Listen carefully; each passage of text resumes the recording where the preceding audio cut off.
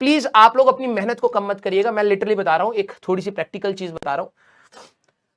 ये आने वाला time so crucial for class 12 student. पता है होता क्या है, अब आप मिड ऑफ द सिलेबस में होते हैं, अब आपकी 12th क्लास की भी कुछ चीजें खराब हुई होती हैं, तो बच्चे क्या करते हैं, पैनिक करना स्टार्ट करते हैं। अब उनके दिमाग में क्या क्या चल रहा है, मैं रियलिटी बता रहा हूं, आपके भी दिमाग में चलता है।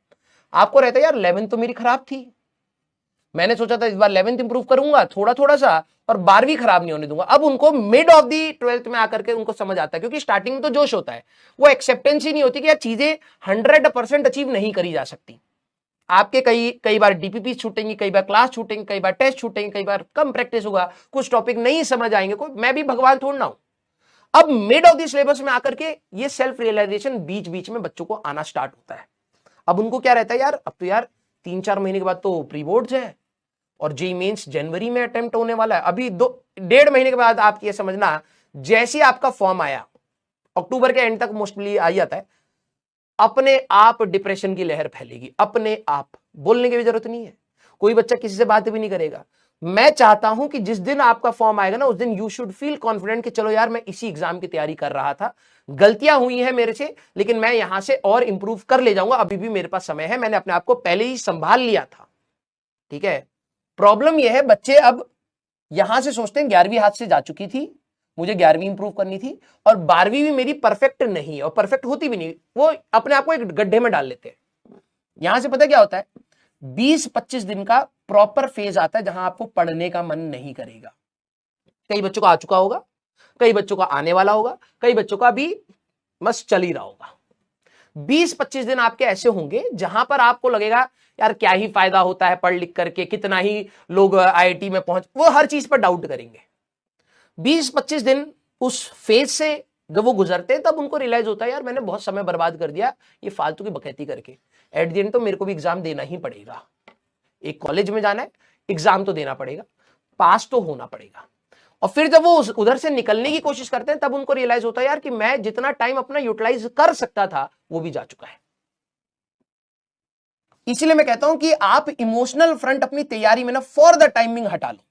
ठीक है, मैं ये नहीं कह रहा हूं, देखो हर इंसान इमोशनल होता है, लेकिन पढ़ाई के सेंस में ना, आप अपनी फैमिली में कुछ चीज चल रहा है तो आप इमोशनली सोचिए, आपके फ्रेंडशिप में कुछ चीजें चल रही हैं आप इमोशनली सोचिए, आपको टीचर के साथ कुछ बात करनी है इमोशनली सोचिए, लेकिन जब तैयारी कर रहे हैं ना, वहां पर प्रैक्टिकल फ्रंट रखिए।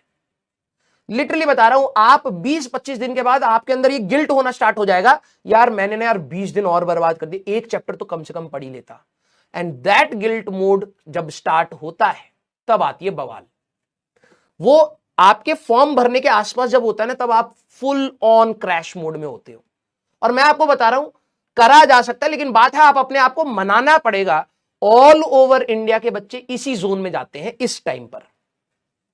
आपको यह समझना है, मेरी बात को अगर आप थोड़ा सा भी रिस्पेक्ट करें, आप अपनी 12वीं मत हाथ से जाने दो। 50% इज योर क्लास 12th, 50%।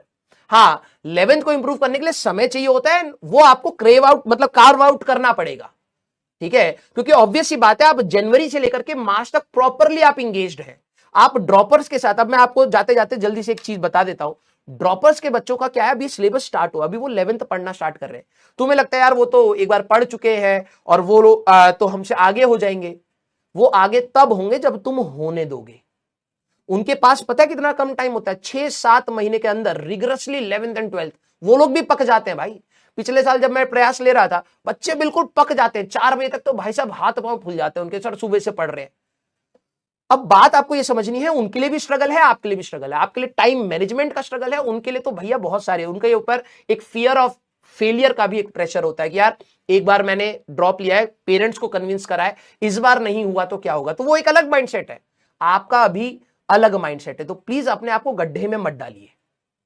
आपको लग रहा है कि आपकी एफिशिएंसी कम है, उसको बढ़ाइए, सीधी सी बात यह है। आपको दूसरे से कंपेयर नहीं करना है कि यार दूसरा तो यार इतने घंटे पढ़ ले रहा है, ठीक है भाई तू 2 घंटा पढ़ रहा है, प्लीज 3 पर आ, एक हफ्ते बाद प्लीज 5 पर आ, कोशिश कर कि वो ऊपर की साइड पर आना स्टार्ट हो। अदरवाइज मैं बता रहा हूं, आप लोगों को ऐसा फील होना स्टार्ट हो जाएगा कुछ टाइम के बाद, 2-3 हफ्ते की बात है, अगस्त खत्म होती सितंबर में आपको फील आनी स्टार्ट हो जाएगी, यार अब तो सिलेबस एंड पर आना स्टार्ट हो रहा है, मिड खत्म हो जाएगा। ये जैसी ऑप्टिक्स आएगी, सेकंड बुक स्टार्ट होगी, अब आपको फील आएगा अब तो यार ऑलमोस्ट एंड की साइड आ रहे हैं। अब मिड का फील खत्म हो जाएगा, एंड की साइड में अब फियर आना स्टार्ट होता है, यार मतलब टीचर तो कुछ महीनों तक और पढ़ाएगा, फिर उसके बाद रिवीजन स्टार्ट होगी, मैंने तो पढ़ा ही नहीं है। 100% तैयारी कुछ नहीं होती है, लेकिन यस अचीव करने के लिए कोशिश तो होती है ना। तो प्लीज आप लोग बिल्कुल फोकस के साथ पढ़िए और हर दिन अपने आप को मोटिवेट करिए। यही वो टाइम है जहां पर गैप्स बनने स्टार्ट होते हैं।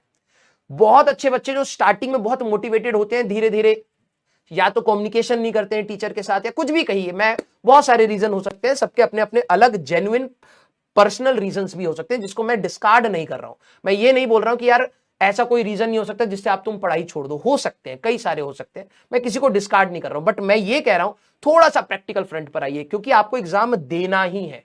आप में से मेजॉरिटी बच्चे जेईई मेंस जनवरी अटेम्प्ट लिखेंगे ही लिखेंगे, क्योंकि वो ये रिस्क नहीं करेंगे यार अप्रैल अटेम्प्ट में क्या होएगा, है ना, एक अटेम्प्ट पे नहीं छोड़ेंगे। तो जब आपको लिखना है, आपका टाइम फिक्स है, तो प्लीज आप लोग चाहे कैसी भी स्टेट में हो, पढ़ाई के समय आप प्रैक्टिकल स्टेट में आ जाइए कि भाई अभी पढ़ लो, वरना आखिरी में तो मौत आ जाएगी। और मैं आपको देखो, सबके लिए अलग अलग मोटिवेशन होता है, मेरा मैं अपना मोटिवेशन बता देता हूं। जब मैं अपनी तैयारी करता था तो मेरे लिए मोटिवेशन क्या होता था, एग्जाम से पहले I want to sleep peacefully. मेरा सबसे बड़ा मोटिवेशन ये होता था, क्योंकि मैंने कई बार कोशिश करी है कि यार आखिरी में पढ़ लेंगे, कॉलेज में तो बहुत करा है, स्कूल टाइम में भी आखिरी में देख लेंगे, आखिरी में देख लेंगे। और आखिरी का जो स्ट्रेस होता है ना भाई साहब, तुम रट भी रहे हो, तुम प्रेशर भी ले रहे हो और पढ़ रहे हो विद अ फियर, यार कल पास होगा या नहीं होगा, पता नहीं कितने मार्क्स आएंगे।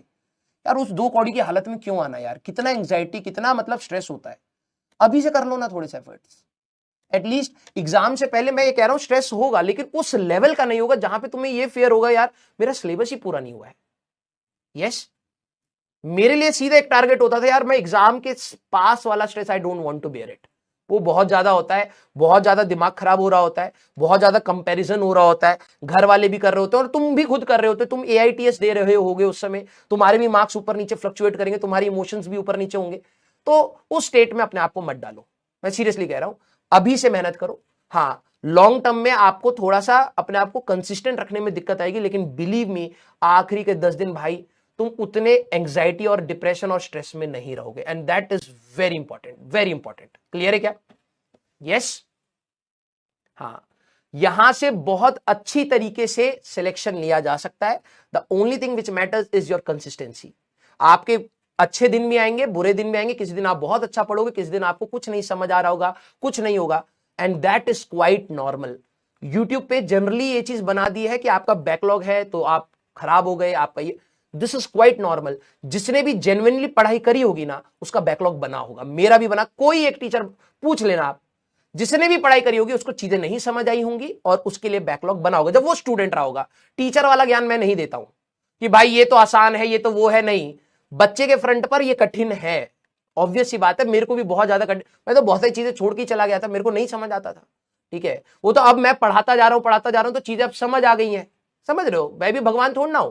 तो तुम्हारे पॉइंट पे भी टफ है तो प्लीज उसको एक्सेप्ट कर लो, दैट इज क्वाइट नॉर्मल, उसका स्ट्रेस मत लो। लेकिन ये जितना किया जा सकता है एटलीस्ट उतना करो। एग्जाम में जब तुम बाहर निकलो तो एटलीस्ट ये गिल्ट के साथ मत निकलो कि यार ये 5 सवाल मैं ना पढ़ लेता ना, आसान थे, पढ़ लेता ना तो काश मेरा थोड़ा सा और बेटर हो जाता। बिलीव मी, वो गिल्ट तुम्हें जिंदगी भर खा जाएगा। तुम अपना बेस्ट देकर के आ गए ना, और तुमने कहा कि यार पापा इससे ज्यादा मैं कर नहीं सकता था, मेरे जितना आता था मैंने सब कर दिया, ठीक है, एक आध सवाल कैलकुलेशन मिस्टेक, सिली मिस्टेक्स हो गई, वो एग्जाम में होंगी ही होंगी, उसको एक्सेप्ट करके चलो, इससे ज्यादा मैं नहीं कर सकता। तो बिलीव मी, पूरी दुनिया चाहे कुछ भी बोल दे तुम्हें, ठीक है, तुम्हें कभी भी गिल्ट मोड नहीं होगा, क्योंकि तुम अपना बेस्ट दे आए भाई, इससे ज्यादा नहीं हो सकता। मर थोड़ना जाओगे एक एग्जाम के लिए। यस। हाँ, प्लीज बेटा अपनी मेहनत को इंप्रूव करिए, अपना बेटर वर्जन क्रिएट करिए।